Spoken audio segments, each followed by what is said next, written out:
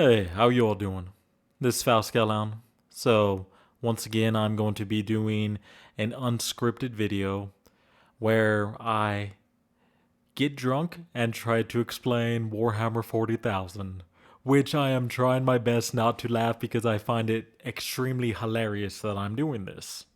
And with this video being unedited and unscripted, I am just going to be stammering my way through and trying to explain it. But as my first video I said is that I'm trying to explain it to a buddy at work. His name is Tyler. So now let's get started. Hey, what's up, Tyler? So this is Warhammer 40,000, and I'm going to be talking about one of my favorite Space Marine chapters. That is the Dark Angels, the First Legion. So throughout this video, I'm just going to be drinking tea. I have my tea mixed with some rum in there, so I'm going to be real happy. But let's get to it. So the Dark Angels are the first chapter, the First Legion. Back in before the Horus Heresy, before the Emperor went on the Great Crusade, the Dark Angels were the first Space Marine chapter that was actually made and completed. Then the Emperor started working on the other chapters. Because they were the first to be completed, they spent a lot of time with the Emperor and doing a lot of different things. So, in the lore, the Dark Angels are really good at almost doing anything. They're good at espionage, they're good at defense, they're good at long-form tactics, they're good at hand-to-hand combat, so they are just like the all well-rounded chapter that can do almost anything. But the catch with them is that they are very, very secretive and try to keep everyone out of their business, and they just do their own thing, which brings a lot of suspicious eyes on them, like suspecting eyes on them kind of thing. So with the Dark Angels, their leader is Lionel Johnson. Yes, sounds very similar to Lionel Johnson, the singer. So that's kind of the joke, because remember, Warhammer 40,000 was made back in Rogue Trader days, and it was like about 40 years ago when it was made. And yeah, they had all these jokes and silly things and stuff like that. Well, not Lionel Johnson, Lionel Richie. I just thought of the name right now. But let's continue on. So, Lionel Johnson, during the time when all the different Primarchs were pretty much like when they were in their chamber, in their little birthing pods where they were being created, was shot off into space. He was shot off to a planet called Caliban. Caliban is a planet that is a medieval feudal world, which is cut off from all the other planets from the Imperium. Yes, they were once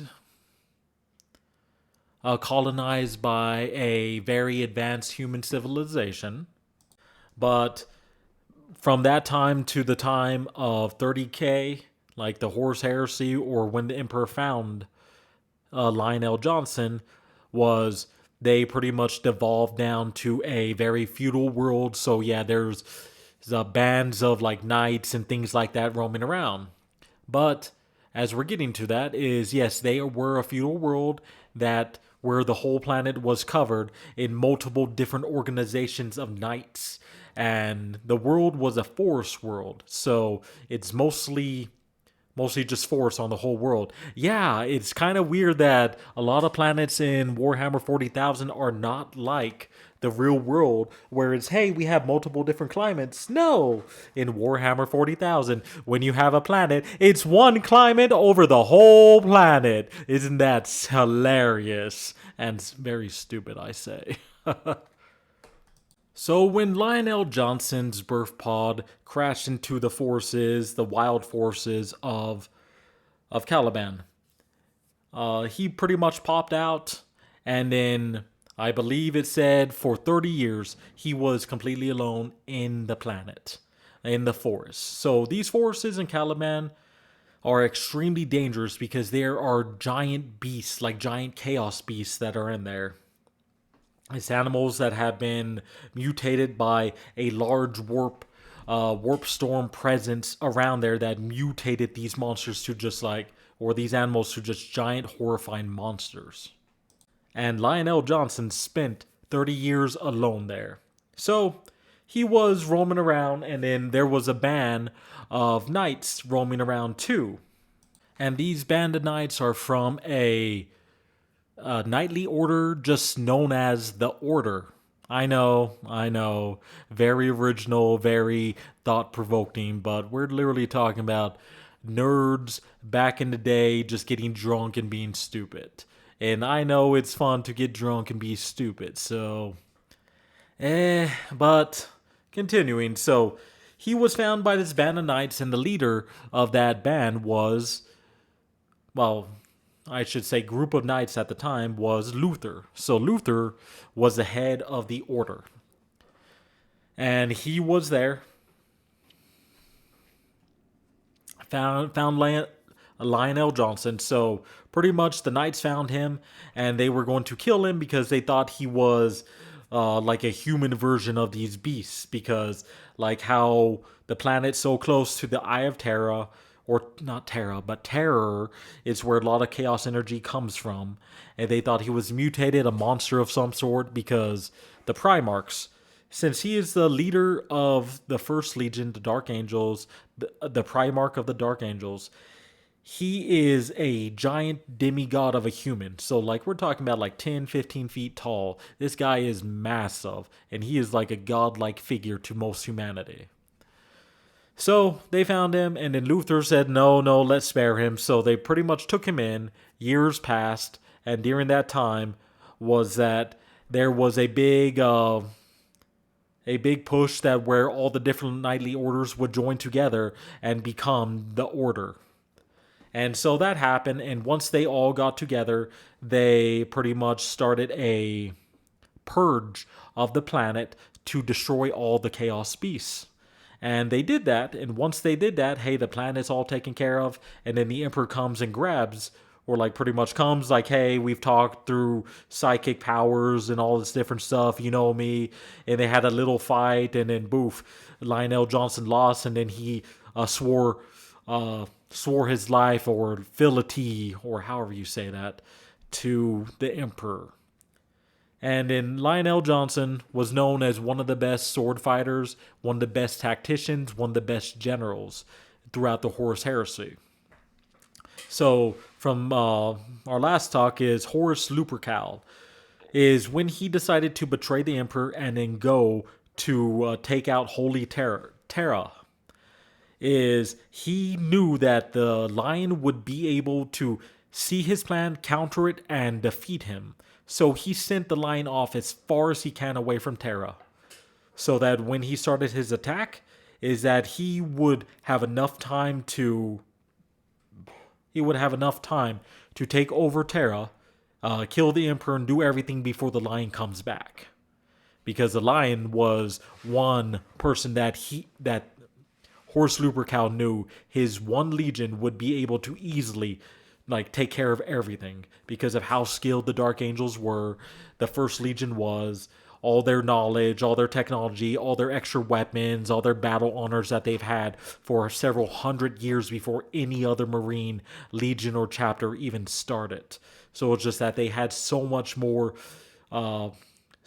prestige, that, and with the Lion being such a great general, great fighter, tactician, everything, is that Horus Lupercal knew is that if this figure is at all in my plans, I lose. So he sent him off, and then by the time the Siege of Terra ended, where Emperor went up and killed Horus Lupercal, that was about the same time when the Lion came back. So he came back, he was pretty upset about everything that's happening, so he went to his planet, and then he finds out that his planet, pretty much everyone else that was there, became traitor, and then started attacking him, and then he attacked the planet back, cracked the planet, or like pretty much attacked the planet back, and then he went down to the planet, and then Luther. So yeah, I'm going through really fast. But Luther, the leader of the order, pretty much gave the order to the lion, and then pretty much all like after he cleared the whole planet from everything, he became the leader. Luther was like a father figure to the lion. So when they decided to become traitor, the lion went down to the planet and fought Luther, and Luther was uh, empowered by the chaos gods. Yeah, like a normal human versus a 10-foot tall freaking demigod that can move faster than your eyes can even track. Is yeah, normal humans really can't fight against that. But if it is some empowered human by four chaos gods giving him like so much power that is like the person becomes almost godlike themselves, yeah, he was kind of toe to toe with the lion. They fought so hard and used so much power, the planet started cracking apart. And by the end of the fight was that Luther was able to hit the lion with a strike that puts him into a coma. And then during that time, Luther realized, like, oh shit, I fucked up, and the Chaos Gods took his power from him. And then now he's there with the lion, his son, the leader of his order, and literally the closest thing that he's ever met to a god is that he put it into a coma. And then 10,000, and so he, since the Primarchs, the Lionel Johnson, is pretty much immortal, yeah, so he stays in coma for over 10,000 years. So now let's go to the actual Dark Angels, since you know a little bit of their history now. A very fast, condensed version of it. From a drunk dude trying to explain 40k, remember that. So as I said, is that the Dark Angels are the first legion. They have so much battle experience, prestige, and they've done so many things before any other legion was made. Is they have a lot of different skills, a lot of different things that they can do. So after the Horus Heresy, all the Space Marine legions were told to split into chapters of 1,000 Marines, which the highest ranking and usually the command chapter would take the name of the legion, and the other ones would be successor chapters of the legion. So pretty much they broke up. But the Dark Angels, they decided, it's like, yeah, we might have different chapters, but we're still the First Legion. All of our people are the First Legion, and we all say we're the First Legion. Yeah, we might be the Knights of Vengeance, the Winged Blades of Kellhound, the Angels of Redemption, but hey, we're all still the First Legion, even though that we don't have the Dark Angels name. So the Dark Angels currently right now, it is led by the Supreme Grand Master Azrael. Or yeah, Azrael. Hebrew names are very unique and kind of hard to say. And yes, to everyone else, Azrael is a Hebrew name. It is a biblical name too, so it's said different than kind of how it's spelt. But Azrael, as he is the Supreme Grand Master, the leader of the First Legion and the Dark Angels, takes from his gene father, the Lion, and he is literally known as one of the best sword fighters in the lore. He is one of the top sword fighters in the lore. Yes, is his right hand man Belial, who is the Supreme Grand Master of the Death Wing, which I'll get to that a little bit, is a better fighter than him. It's still Azrael. It's like, yeah, you might have one step up on me, but we're talking about two sword fighters. Well, just melee fighters in general are just so damn hard to fight. And then now you're kind of wondering, why do they have swords in a sci-fi universe when they have all this crazy stuff? Well, kind of the ideal of that is that their armor, it's literally so good, is that the weapons, melee weapons or ranged weapons that they have, have a little effect on them, but it is more tactically advised for them to rush into, if they're in an open field, to rush into melee combat than to just stand there and get hit. Because, yeah, your armor might be good, but eventually it might hit a weak spot or weaken something where it gets through. So if you rush into melee combat as quick as possible, guess what? You being a Space Marine, you're about 10 times stronger, 10 times faster than a normal person. So yeah, you're able to take out normal people easily. And if you train greatly in melee combat, is yes, you will be good. And the swords that they use aren't, well, they're swords, but they're sci-fi swords that you press. Their power swords where it has a disruptor generator that is on it, that when you press it, the sword is coated in a disruptive field that disturbs molecular bonds. So when you're able to slice through extremely hard armor, is that it goes through a lot easier and quicker.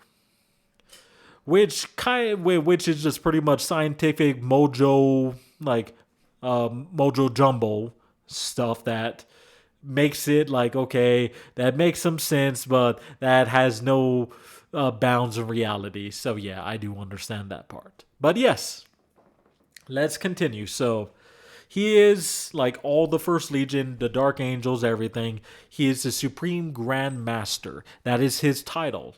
The rank he actually possesses is called the Chapter Master. So he is in the Chapter Master rank, and his title is the Supreme Grand Master. Okay, then you have Belial, who is the Grand Master of the Dark, or of the Deathwing. So for every successor chapters, including the Dark Angels. So all of the First Legions, all of their chapters, the first company, are known as the Deathwing Company, because the First Legion had so many. Okay, so the armor that Space Marines wear are power armor. So there's multiple different marks and types of power armor. So there is a power armor that is called Terminator armor. So this armor, while it is technically known as a tactical dreadnought armor, aka the Terminator armor. So with the Terminator armor, unlike normal power armor, the Terminator armor has a frame, so which allows it to be a lot stronger. And we're talking about some high-tech sci-fi future material that they're using. So it's a lot stronger than power armor because of the frame itself. The armor is far thicker, and it uses stronger material too. It has a extremely powerful life support system, and it also has a teleport system within the armor. So roughly, is in the lores, a Space Marine in Terminator armor is like strong enough to take out 10 Space Marines easily. So like 10 Space Marines come at it, one in Terminator armor is able to take them out. Yeah, they're not as fast, but the armor is so thick and so strong, and it also has an item that is called the Crux Terminus, which has a piece of the Emperor's armor in it, which gives it a invulnerable save. So in the game, like, GW cares more about the actual game than lore. So whenever I bring up things about the game, it will what's that called? Superiority over the lore, because GW cares more about the game than the lore. So an invulnerable save is pretty much like, hey, you have like a special power that protects you, or like a force field would generate, or a miracle happens that stops it. So Terminator armor has this like special save, this special ability that where it can just stop damage, stop anything from happening to it, just like sometimes. So it's a high chance of it not happening, but when it happens, it's like boof. But yeah, and the Terminator armor, they have life support systems far better than the power armor, and yeah, so Terminator armor so much better than power armor in general. So with the Deathwing and the First Legion, so all the first companies of any chapter. So with a chapter split into 10 companies. So every single chapter has 10 companies, about 100 Marines in each, and so a total of 1,000 Marines. So with the first company is they just have so much Terminator that every Terminator armor, all of the Dark Angels in the First Legion's first company is able to wear that armor. And yeah, so their whole chapter's filled with that. And then with the successor chapters, well, with the Deathwing in general, they have their own symbol. They have their own, what's that called? That their own colors. They have their own little thing because it's like, hey, this is a special thing to them. So all the successor chapters, first company, are Deathwing. They're known as Deathwing, so they dress like it. They have that stuff, and the true leader of the Deathwing of all Deathwings is Belial. But yeah, there might be another captain that is like, hey, you're another chapter, but you are a captain of this chapter. Yeah, they will lead you, but Belial will outrank you if he ever needs to, or if the situation comes. Yeah, this guy outranks you. Then you go to the second company, which is called the Raven Wing. Oh, what? Before we get to that, let me go back to the Deathwing. So the Deathwing, the older lore talks about how their armor is ash colored armor. So yeah, somewhat of a dirtier white, like a darker, dirtier white, grayish, and very pale looking armor. So that's kind of their look. Okay, now let's go to the Raven Wing. The Raven Wing in the Dark Angels is the second company. Their armor is all black. So, and they are all about fast moving, fast attack, like actually doing stuff really quick. So, any second chapter in all the Dark Angel in all of the First Legions, the Dark Angels, their successor chapters are going to be filled with everyone who is mounted on a bike, who is in a jet fighter, or who is in a land speeder. So a land speeder, pretty much what you're thinking of from Star Wars. Yeah, it's a land speeder, but it's armored up and has lots of guns on it for war. And any of the jet fighters that they have is, yeah, the jet fighters are meant to play almost any role in combat, and they're very similar to kind of like the current day Harrier or the F-36, I think it is, where it has vertical takeoff and it's able to hover in a position and fight if it needs to. But now I'm straying off to something else, but let me get back to what I'm saying. So yeah, so all of the second chapters, they're all black armor, they have bikes, they're in land speeders, they're in jets, so everyone is mounted. Because their whole point of the first chapter, or the second company, is to scout out, harass, and drop teleport homers down.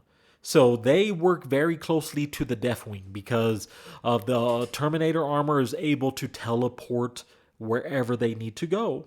The Deathwing drops down teleport homers in vital places.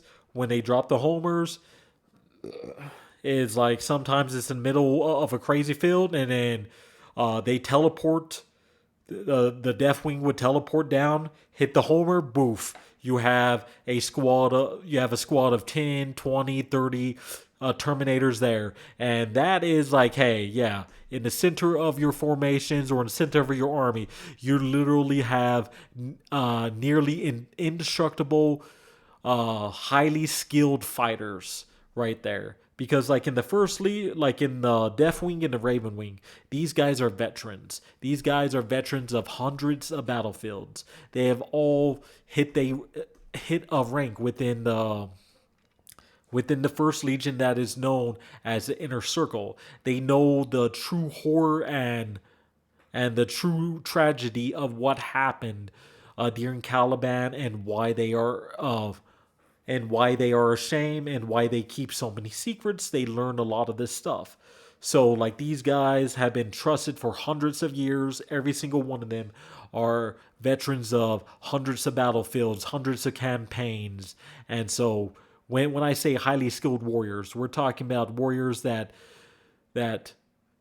in this world, in this reality, we cannot even fathom of how skilled they are. It is like, to us, it is like the closest thing to a mythical figure or just like some crazy stuff. It's like each one of them are like a real life freaking universal soldier kind of shit, like that craziness where they able to drop down or like, yeah, drop down and kill hundreds of people without freaking missing a shot, and before they even drop their first clip, kind of craziness. But yeah, the Deathwing and the Ravenwing, these guys are extremely highly skilled veterans, and they work together hand in hand. Is, yeah, the Ravenwing harasses, scouts out, drops the homers, and then the Terminators come in as a hammer and crush everything. And I'm talking about they crush crazy. So most Terminator armors, they have a weapon that is called a Power Fist.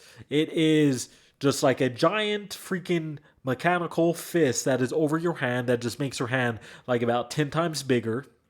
And it's like a whole little system set up with the shoulder and everything, and with the Terminator armor and it being a Space Marine, we're talking about someone who could pick up a modern day tank with a single hand, with the Power Fist hand, lift it up and crush it and then throw it.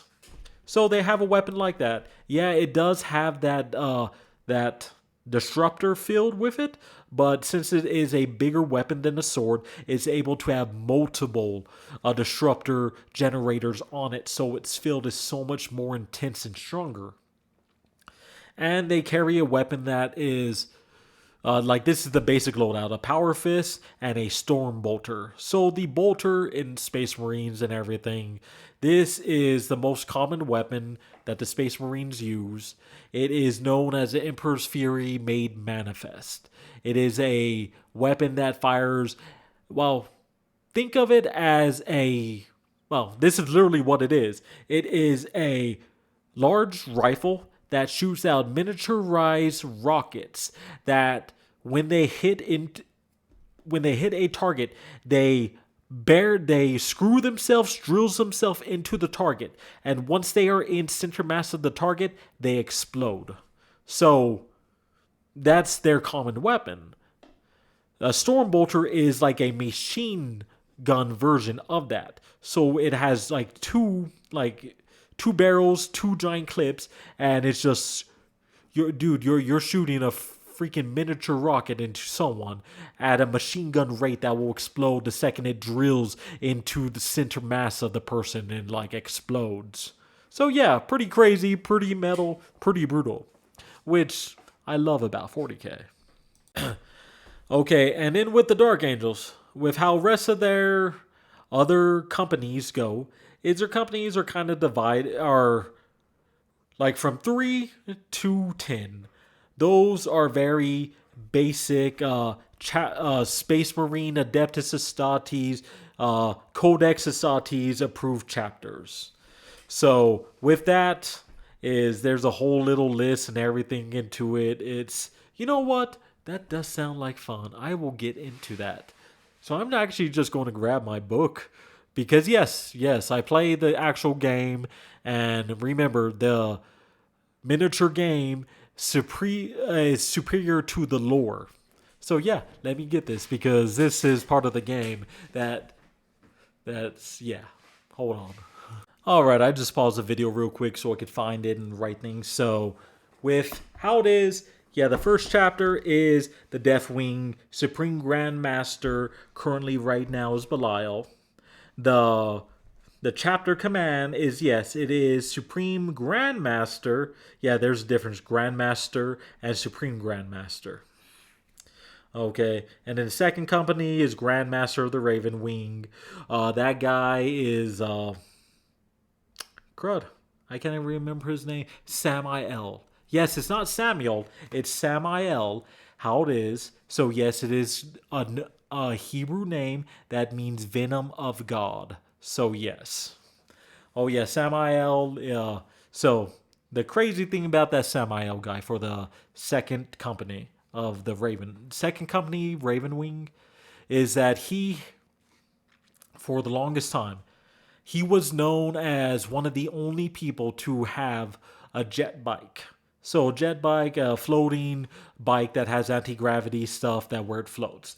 Very similar to a land speeder where it has anti-gravity stuff where it moves around. But his jet bike customized with him has a big old plasma cannon on it, whole bunch of storm bolters, and then so it is so rare. It was literally known as one of the last jet bikes, one of the last few jet bikes. So there multiple times in lore his jet bike's destroyed and then he gets another jet bike. So the the Mechanicus and other people are like saying the Dark Angels have an STL. STL is a standard or standard construction template. STL, yeah, template. Blah blah blah blah blah. Anyways, it's an old piece of technology that where you feed it materials and it can make whatever the hell you want. Whatever information is in it, it can make it for you. So you just give it materials and it makes it. So yeah, they say Dark Angels had that. That's how they're able to produce these extremely rare jet bikes. So which is actually kind of cool because I really like to play the Raven Wing and they're pretty fun, especially with the speed, how you're able to overwhelm, cut people off, and then Samael in the center just like doing all the craziness and the support that he gives to everyone else. Pretty cool. All right. So there is so with this top structure with the first two companies, there's also the librarians. So the librarians for the Space Marines, they are, yes, they're like the librarians in real life. They do keep the history of the chapter and they keep the artifacts of the chapter. Yeah, keep, maintain, do stuff. So actually, like a real librarian in real life. Okay. But all the librarians, they are also psychers. Like I said before, psychers are people that have a ability to the warp, so they can use psychic powers. Okay, and then you have the Reclusium. The Reclusium is actually filled with chaplains. So chaplains, yes, they are like real life chaplains. They are religious leaders of of the Space Marines, and yes, they do the same job. They're there. They're the religious leaders. Try to like do sermons, uh, bolster people's faith, stuff like that. And yes, they're all Space Marines too. And yeah, the chaplains, they're crazy. They are hardcore melee fighters, and these guys will like they are the ones that will never run away kind of person. They're there. And what I like about their armor is that their helmets are set up to all look like skulls. So they have like this big old crazy looking skull helmet mask on their helmet, and then rest of their armor is black. And then they have like ribs on like the chest of their armor where that are like bones that are the same color as the skull mask bones. So it really gives you the feel of like it's the Grim Reaper kind of feel and look. That's how the chaplains kind of go. Okay, so that is the top level. Then you have the other companies. So you got the third company that's like a basic battle company. It has a company master. Yes, there is a grandmaster. There's only one supreme grandmaster. There is only four. Yeah, four. Grandmasters. Actually, no, I take that back.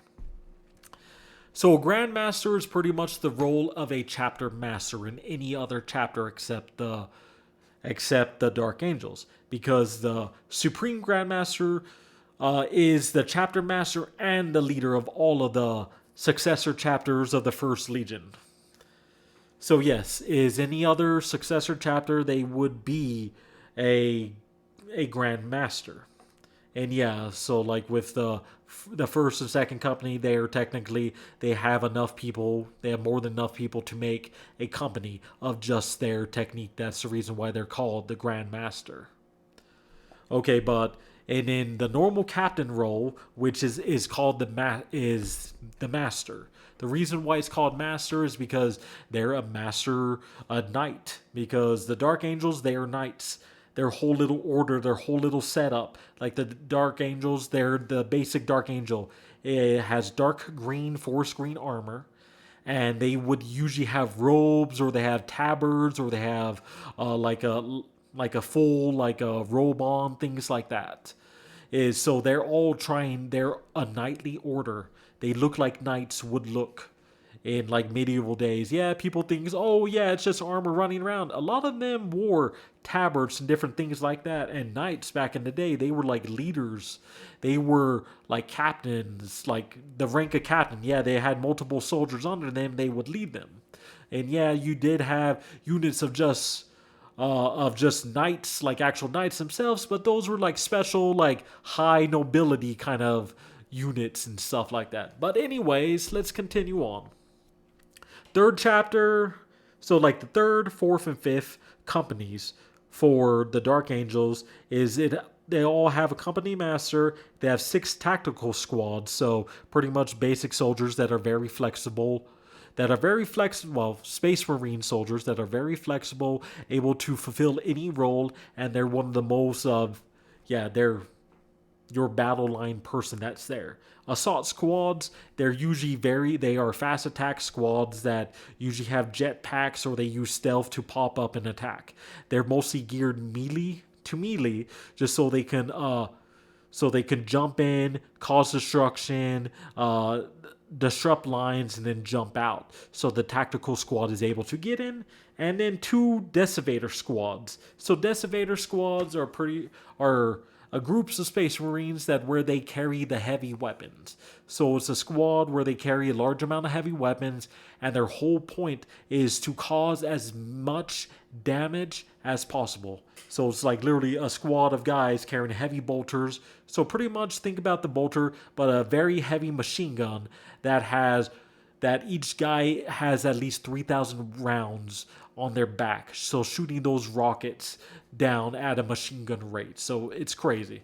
And the tactical squad with the Codex Astartes is it says the tactical squad will do whatever they can to distract the enemy, so the Decimator squad could get into position so they can rain down fury upon the enemy. And yeah, that's an actual quote from the book kind of thing. Okay.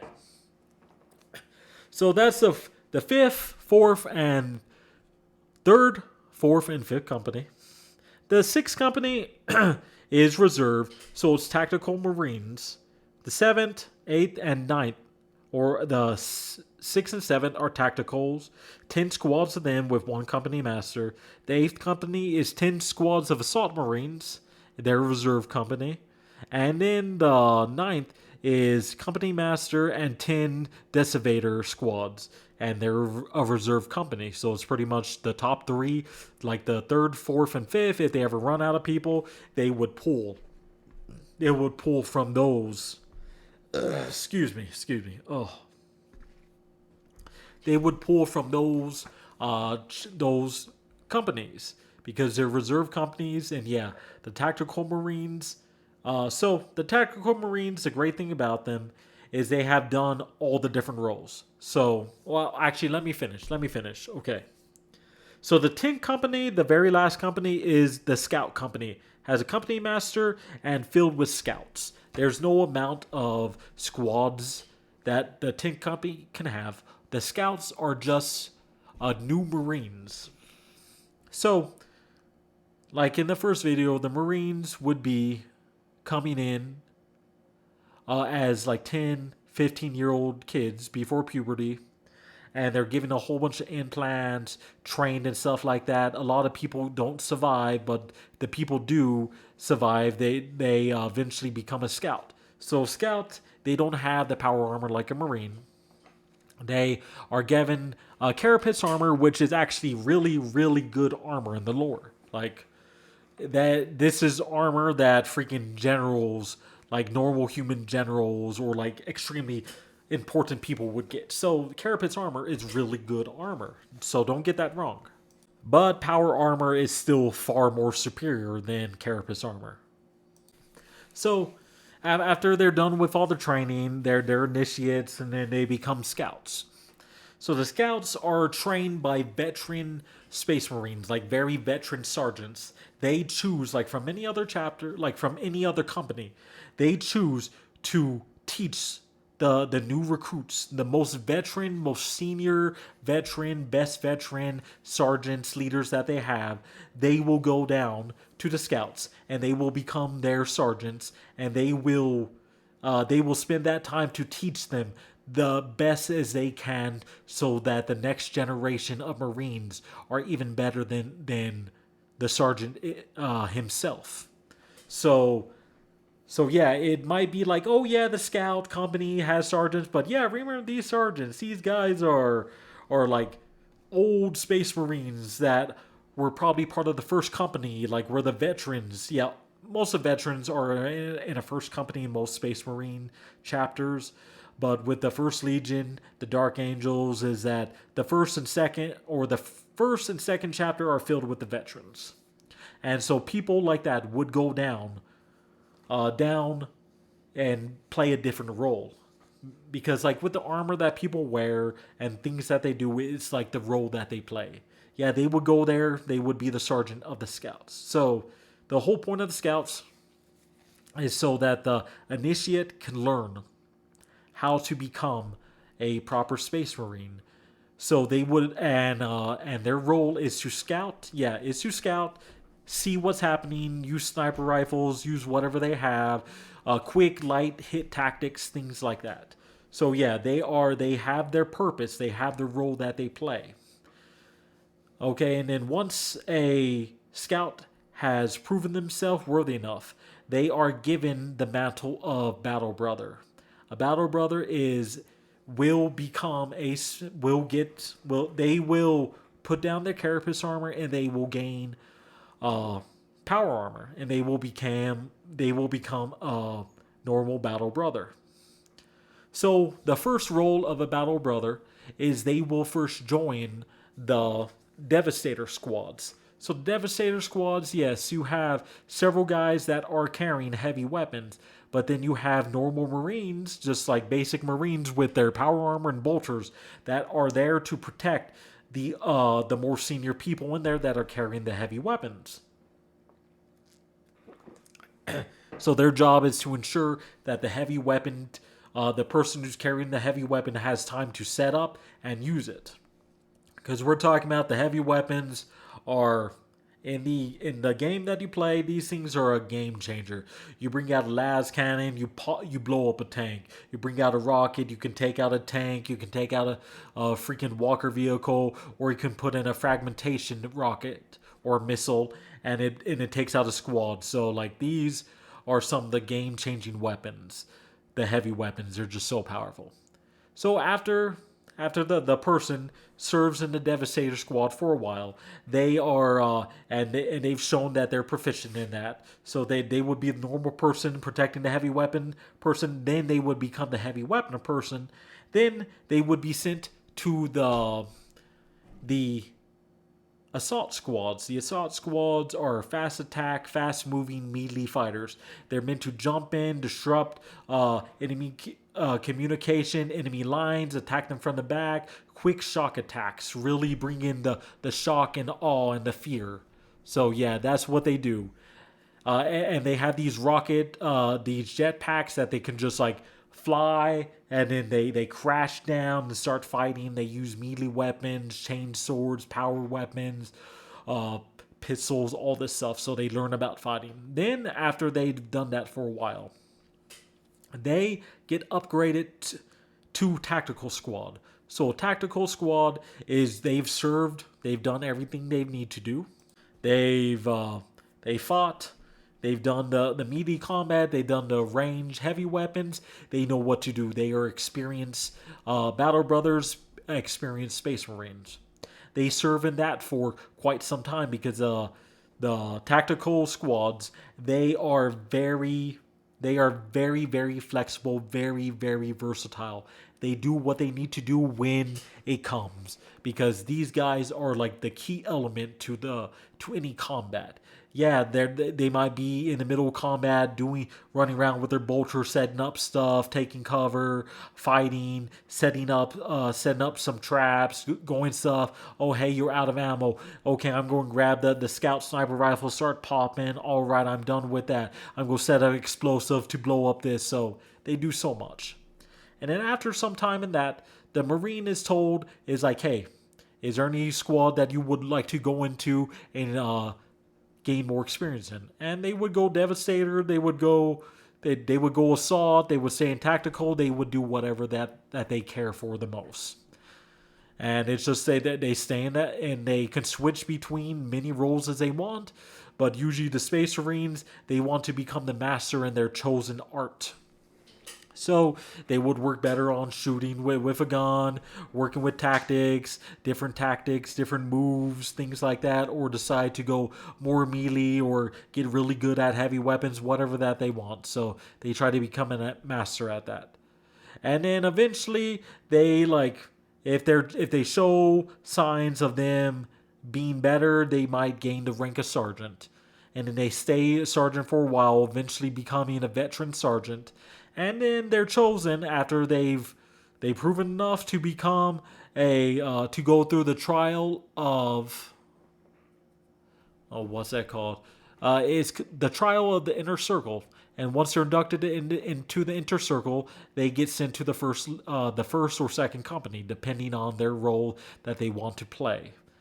And then when they're in the first and second company, they're a Terminator or they're a bike, whatever they do that for a while. And after they served in the first company, second company for a while, they can choose is you've done a lot of work. Do you want to try leading a company? And then they become a company master.